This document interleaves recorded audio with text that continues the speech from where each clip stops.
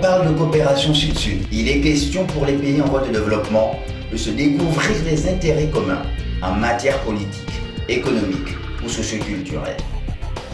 En dépit de leurs différences de développement, de démographie, d'existence historique, de stratégie de puissance et d'intégration régionale, plusieurs États africains entretiennent de relations privilégiées traduites par des partenariats multisectoriels.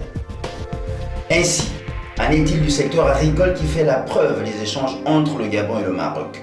C'était le cas lors des assises internationales de Meknès qui ont vu la participation d'une forte délégation gabonaise conduite par le chef de l'État, son Excellence Ali Bongo Ondimba, qu'entouraient ses plus proches collaborateurs ainsi que les responsables du ministère de l'Agriculture, en tête desquels se trouvait le ministre Julien Kogué-Bekale. La visite officielle que Sa Majesté le Roi a effectuée du 25 au 27 mars 2013 dans mon pays, j'ai eu des entretiens très fructueux à tous les niveaux, avec Sa Majesté, mais aussi avec les membres de la délégation qui l'accompagnaient. Et l'une des décisions prises à l'occasion de ces entretiens a été de relancer et de redynamiser notre coopération agricole et d'inciter les opérateurs économiques marocains intéressés à investir dans le secteur agricole au Gabon. Cette rencontre a permis non seulement de tisser des liens et d'initier des partenariats, mais aussi de s'ouvrir à l'expertise et à l'expérience marocaine. Un cabinet spécialisé à cet effet a été choisi pour accompagner le développement du secteur dans notre pays. Nous représentons le cabinet Valiance Consulting, qui est un cabinet de conseil marocain qui travaille aujourd'hui auprès du ministère de l'Agriculture gabonais dans la définition et l'opérationnalisation du plan Gabon vert. Dans le cadre en fait, de ce travail-là, nous sommes aujourd'hui à l'Ambaréné, donc avec une équipe d'experts, pour aller à la rencontre des agriculteurs gabonais, des institutionnels au niveau local, pour comprendre les contraintes auxquelles ils sont confrontés aujourd'hui, comprendre les enjeux de l'agriculture gabonaise, pour proposer derrière un certain nombre de projets qui visent à développer le secteur agricole et en faire un secteur émergent dans le cadre de la stratégie du Gabon émergent qu'a lancé le président de la République. Lorsqu'il est question d'agriculture, l'accent doit avant tout être mis sur les populations rurales, comme le reconnaît le ministre Julien Kogué-Bekale. Il y a les procédures, ça traîne un peu pour payer l'entreprise. Mais je vous dis, je vous garantis que bientôt, avant Noël, je vous garantis, avant Noël, vous aurez les travaux qui vont commencer ici. Je vous garantis ça. Sauf si vous allez m'attacher ça là-bas. Vous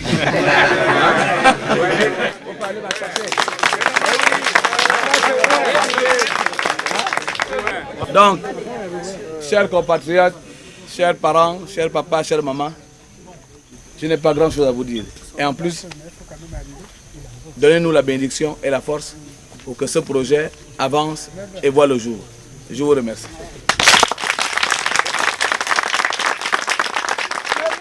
Comme les morts, on applaudit très fort.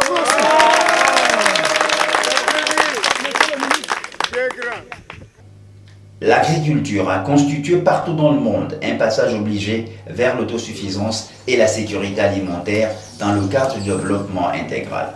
Ce qui met ce domaine au centre des préoccupations du chef de l'État, qui en a fait une priorité de son action, dans la juste ligne de son projet de société L'avenir en confiance et de son pilier le Gabon vert.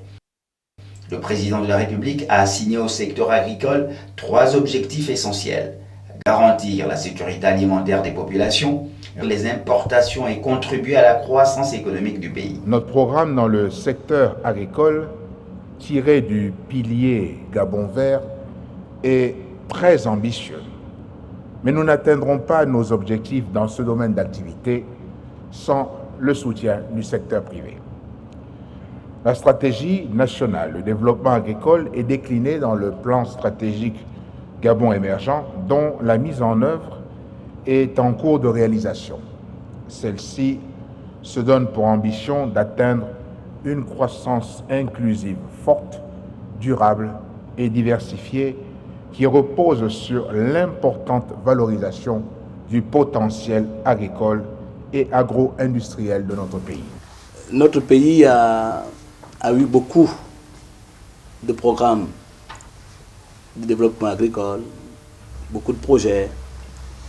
Ces modèles ont été éprouvés et l'agriculture n'a pas décollé. Pour mémoire, dans les années 60-70, la part de l'agriculture dans le PIB était de 32%. Aujourd'hui, nous sommes à près de 2%. Comment inverser ces tendances? Comment faire en sorte que l'agriculture reprenne sa place? Nous allons présenter le programme national d'investissement agricole et sanitaire et nutritionnel, qui sera l'outil de pilotage, de planification des politiques publiques agricoles dans les 20 prochaines années au Gabon. Et c'est un outil qui va nous permettre d'accéder aux financements internationaux. Vous savez que l'agriculture coûte très cher.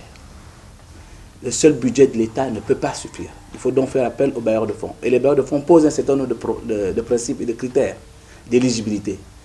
Et ce programme national d'investissement agricole est un des critères pour que nous soyons éligibles à l'initiative qui a été lancée par Barack Obama il n'y a pas longtemps sur la sécurité alimentaire, pour que nous puissions accéder à certains guichets de la Banque mondiale et de la BAD. L'Agence gabonaise de sécurité alimentaire, c'est le nouveau-né, structure à caractère scientifique et technologique et qui a pour mission principale de prévenir, d'évaluer, mais également de gérer l'ensemble des risques sanitaires et nutritionnels liés à la commercialisation des produits alimentaires. Le ministre de l'Agriculture, de l'Élevage, de la Pêche et du Développement rural, Julien Kogué-Bekale, un homme pragmatique, a décidé d'aller sur le terrain, prendre langue avec les populations du Gabon profond afin de mieux connaître leurs préoccupations. Le problème des terrains, on ne peut pas acquérir actuellement autant de terrain qu'on veut parce qu'il faut se déplacer. Les gens qui étaient là avant, qui ont fait par exemple des champs avant dans les places, ils ne veulent pas céder les terrains, ils font des problèmes, donc nous avons des problèmes pour acquérir des terrains plus grands que ce que nous voulons. Lorsque vous avez des outils de ce genre, on ne peut être que très satisfait et je ne sais même pas comment manifester ma joie. Ce sont des outils que nous devons conserver parce que dans nos doléances, il était question d'avoir des outils de ce genre. Donc, pour être clair, je crois que par ma voix, toute l'assistance ici manifeste sa joie. C'est pour vous soutenir, vous encourager, être au plus près de vous. Nous avons décidé de quitter nos bureaux de Libreville pour venir sur le terrain, être au contact des réalités pendant la saison sèche. Et nous allons réitérer cet exploit pendant la saison de pluie pour comparer. C'est pour ça que nous sommes venus vous voir. Nous avons deux messages. Le premier message, c'est que le gouvernement, et avec à sa tête le chef de l'État, son Excellence Ali Bongo Ondimba, ont décidé de développer l'agriculture,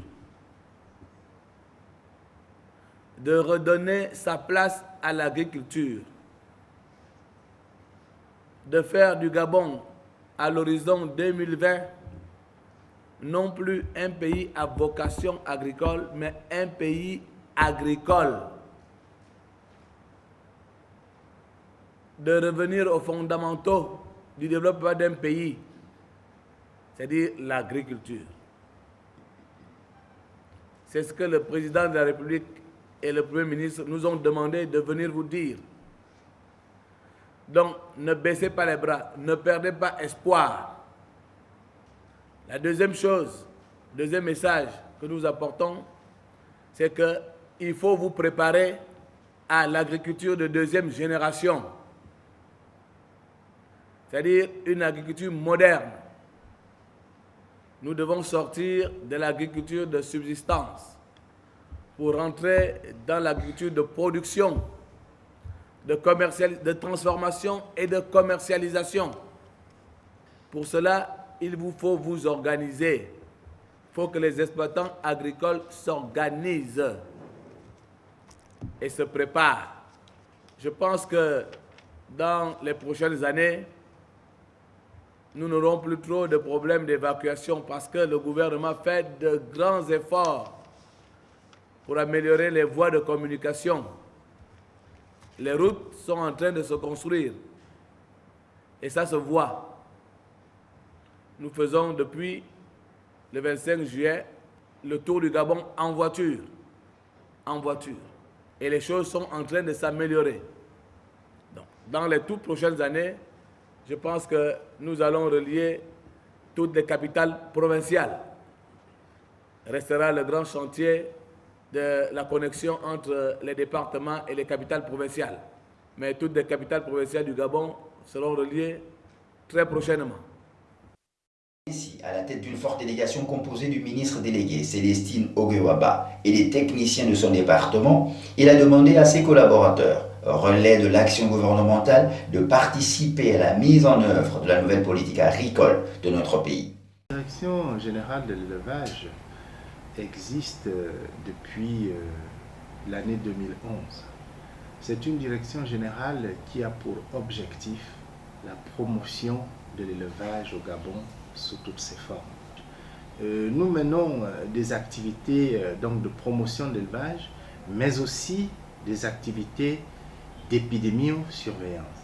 À travers la promotion, à travers les activités de promotion d'élevage, nous encadrons essentiellement les éleveurs en leur donnant un certain nombre de conseils sur la manière de conduire leurs élevages, sur la manière de gérer techniquement et économiquement leurs élevages, entendez par là la gestion technico-économique des exploitations. Nous menons aussi des activités en matière de santé animale, notamment d'épidémio-surveillance et d'épidémio-vigilance, à travers donc la détection précoce et la prise en charge rapide des foyers de maladies animales. Cet aspect est d'une importance capitale dans la mesure où les maladies animales peuvent avoir un impact sur la santé publique.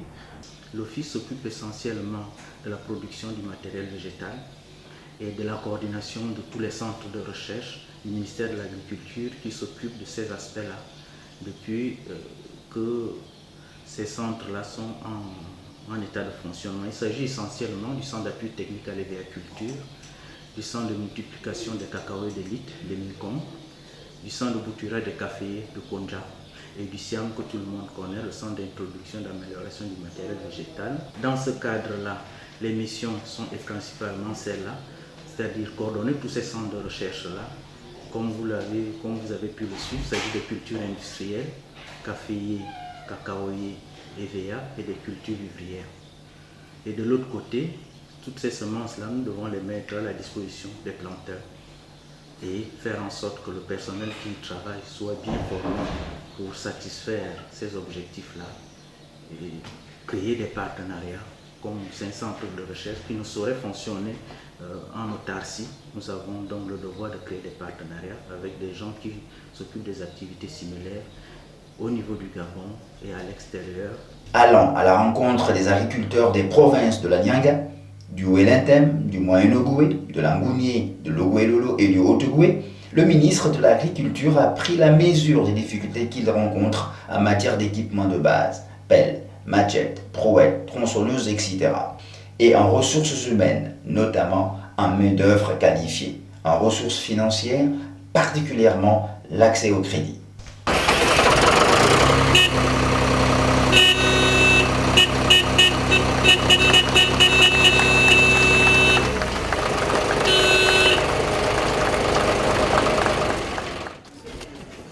Madame la directrice régionale de l'agriculture, je vous remets officiellement les clés des 2 tracteurs offerts par M. le Président de la République. Merci, monsieur. Je vous demande d'en faire bon usage dans un esprit d'équité pour toutes les populations, au plus grand profit des exploitants agricoles. Merci, monsieur. Autre problème qui a retenu l'attention du ministre, les dégâts occasionnés dans les exploitations agricoles par l'action des éléphants. En Dindé, une compatriote a vu sa bananeraie complètement détruite par les pachydermes. Même chose à Makoko et à Oyem, où la cohabitation avec les éléphants n'est guère appréciée par les agriculteurs. Les difficultés qu'on rencontre ici, paraît-il que nous sommes dans le parc. Et comme nous sommes dans le parc, c'est vrai. Il faudrait que le parc nous délimite là où la population doit vivre et avec les éléphants, ce qu'ils doivent faire. Mais jusqu'ici, là, nous sommes là, on vit là depuis les temps. Le parc nous a trouvés ici. Bon, quand le parc nous trouve ici, maintenant là, nous, on va faire comment? On n'a plus d'endroit où planter. On peut aller en haut là-bas, les éléphants. On vient ici, les éléphants. Les pisciculteurs ont eux aussi fait part de leurs difficultés spécifiques. L'un d'eux, installé à Oyem, a évoqué le problème des intrants d'approvisionnement en aliments pour nourrir correctement les poissons.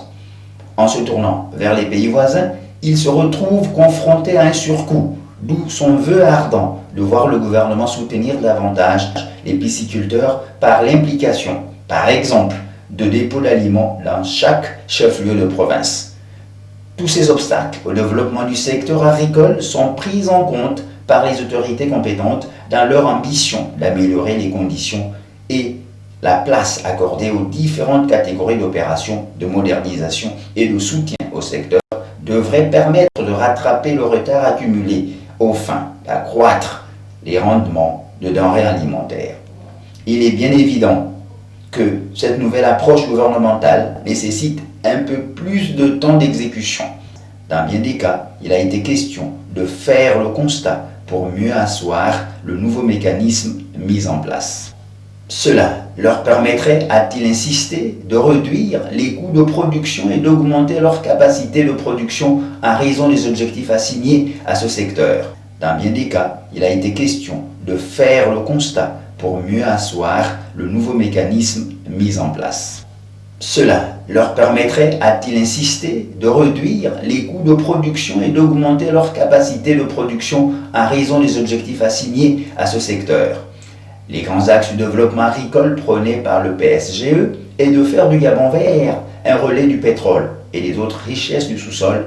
Un volet est à prendre en compte, celui de l'approvisionnement d'alimentation qui fait à ce jour défaut. Le Gabon, tributaire de l'étranger, dépense près de 300 milliards de francs CFA. Pour que cet élan ne soit pas freiné, le ministre a demandé à ses collaborateurs d'arrêter des stratégies efficaces relevant d'une vision de développement durable. Les secteurs d'activité qui sont développés au niveau de l'IGAD dans le cadre de ce projet comprennent 6 composantes. La première composante, c'est celle qui va permettre d'appuyer les agriculteurs et en même temps, cet appui va avoir 2 volets, un appui technique et un appui de conseil. Le second, c'est la formation professionnelle. Le troisième, l'accompagnement à la recherche. Le quatrième, la structuration des professionnels des paysans. Et la transformation agricole. Pourquoi une agence de collecte et de commercialisation de produits agricoles? Pour tous ceux qui vivent au Gabon et ceux de ma génération, manger du riz, le riz était à cette époque bien précise un aliment qu'on mangeait le jour des fêtes. Parce que justement, dans l'interland, chez nous, on consommait taro, banane, manioc, patates et consomme. La première entrée de la société économique dans notre pays, la consommation a changé de variante. On mange beaucoup plus de riz et de pain. Les denrées de tous les jours deviennent chères. Pourquoi ces denrées coûtent cher? Pourquoi est-ce que le ménage moyen ne peut pas prendre un régime de bananes tous les jours à un repas? beaucoup de facteurs se sont glissés. Et le chef de l'État a pensé qu'il fallait organiser la collecte des produits vivriers dans l'interland et amener ces produits-là dans les marchés. Ce pourquoi le gouvernement a diligenté également aussi une mission au ministre en charge de l'agriculture et son ministre délégué pour aller auprès des opérateurs du secteur agricole. Je voudrais ici relever un problème très important, c'est que nous pratiquons de l'agriculture artisanale. C'est chaque famille qui cultive et chaque famille vend le surplus de sa production. Nous n'avons pas encore atteint les standards de certains pays où il y ait des agriculteurs qui ont pour profession de produire de la banane, produire du taro, produire des ignames, produire de la patate.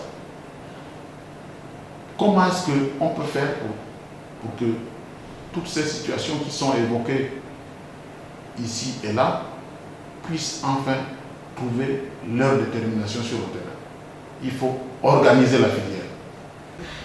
Lorsque nous faisons la promotion, la vulgarisation des produits de la pêche, vous comprenez que par exemple pour ce qui est de l'aquaculture, nous avons des stations piscicoles d'expérimentation parce que nous voulons montrer aux opérateurs qui veulent s'investir dans le domaine piscicole qu'il y a des possibilités. Et pour ce qui est par exemple de la pêche, nous créons donc les facilités pour que les opérateurs s'installent, que les Gabonais s'installent dans le secteur, s'investissent dans la pêche artisanale comme dans la pêche maritime. Déjà, leur sécurité alimentaire, parce que nous avons 800 km de côte, et ces 800 km de côte représentent une richesse halieutique immense. Et si nous mettons en place justement une législation, une réglementation, parce que nous voulons réguler les activités de pêche, ce n'est pas seulement parce que nous voulons faire de la répression, mais c'est aussi parce que nous voulons que les populations aient accès à cette ressource, une ressource de qualité. Donc, notre rôle est de promouvoir l'agriculture en milieu paysan et nous procédons par deux actions spécifiques. La première est l'encadrement des producteurs. Et pour cela, nous avons des centres d'appui technique en province qui testent et évaluent des technologies agricoles en matière de production animale et végétale. Le deuxième, c'est un peu l'appui, l'amélioration en fait des conditions de production. Et ceci concerne essentiellement l'aménagement des pistes agricoles et des terres agricoles. Actuellement, pour cadrer avec les objectifs, l'objectif stratégique 11 du plan stratégique Gabon émergent, notre institution est en pleine réorganisation. Après avoir écouté agriculteurs, éleveurs, le ministre Julien Kogabekale, dont la visite a suscité un réel enthousiasme et un regain d'espoir auprès de ses interlocuteurs, a réitéré l'engagement du gouvernement à relancer l'agriculture afin de redonner à ce secteur clé de notre croissance économique ses lettres de noblesse, l'objectif étant d'atteindre l'autosuffisance alimentaire. Pendant de longues décennies, nous avons assis notre économie sur l'exploitation minière et pétrolière, alors que nous avions un énorme potentiel agricole. Mais vous conviendrez avec moi que ce n'est pas aussi facile de changer les habitudes pour que les gens redeviennent. Et je l'ai toujours dit dans mes discours, dans mes interventions, que nous voulons changer de statut. Nous ne voulons plus être un pays au statut de simple pays à vocation agricole. Nous voulons être maintenant un pays agricole, parce que nous avons tous les éléments qui concourent à cela. Mais nous ne ferons pas de miracle.